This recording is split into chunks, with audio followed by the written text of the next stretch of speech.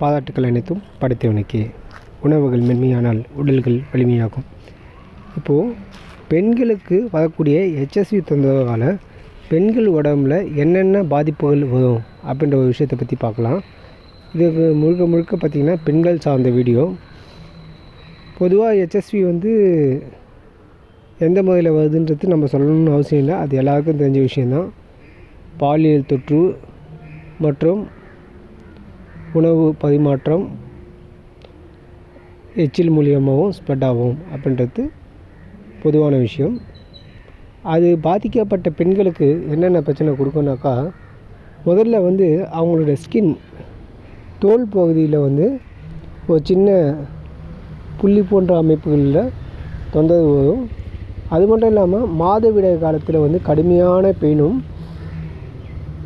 அந்த பிறப்பு பகுதியில் அரிப்பு மற்றும் துர்நாற்றத்தோடு வரக்கூடிய வெள்ளைப்படுதல் மற்றும் யூரின் போகும்போது வரக்கூடிய கடுமையான அரிப்பு மற்றும் அது சார்ந்த வலிகள். இது மட்டும் இல்லாமல் அவங்களுக்கு அப்பப்போ காய்ச்சல் வரதுக்கான வாய்ப்புகள் ஜாஸ்தியாக இருக்குது. உதடில் வெடிக்கிறது, புண்ணு வரது, இது சார்ந்த பிரச்சனையும் ரொம்ப ஜாஸ்தியாக வரும். அது மட்டும் இல்லாமல் அவங்க மென்சஸ் சைக்கிளிங்கில் யூஸ் பண்ணக்கூடிய பேடு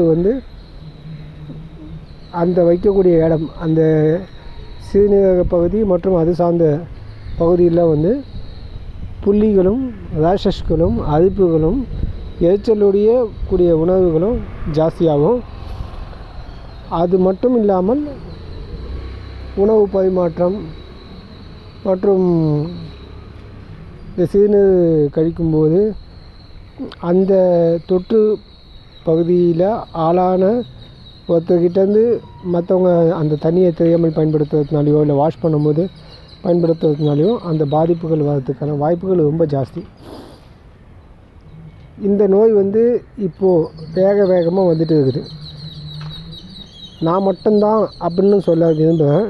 சயின்டிஃபிக்காக மெடிசின் கொடுத்து எப்படி இருந்தாங்களோ அப்படி இல்லைன்ற ஒரு ப்ரூஃபை நம்ம சப்மிட் பண்ணுவோம். உலகத்தில் யார் எந்த மூலையில் இருந்தாலும் பாதிக்கப்பட்டவங்க என்னை தொடர்பு கொள்ளுங்கள். என்னால் முடிஞ்ச உதவிகளை அவங்களுக்கு பண்ணுறேன். ஆல்கஹால், ஸ்மோக், நான்வெஜ் இதை ஒரு 2 மாதத்துலேயோ 3 மாதத்துலேயோ தவிர்ப்பதன் மூலம் உங்களுடைய நோய் தொந்தரவை முழுமையாக குணப்படுத்திக்கலாம். ஒரு ப்ரெக்னன்சி லேடி வயிற்றில் குழந்தைய வச்சு இருக்கும்போது கூட அவங்களையும் குணப்படுத்தி குழந்தைய நெகட்டிவாகி ஒரு நல்ல நிலையில் இருக்கக்கூடிய வாய்ப்புகள்லாம் நம்ம நிறைய பண்ணியிருக்கோம். ஸோ சொன்னதை ஃபாலோ பண்ணுங்கள். சரியான ஒரு வாழ்க்கை, சரியான ஒரு பழக்கத்தோடு இருந்தீங்கன்னாக்கா ஆரோக்கியமான வாழ்க்கையை வாழலாம். முடிஞ்ச அளவுக்கு ஃபாலோ பண்ணுங்கள். நன்றி, வணக்கம்.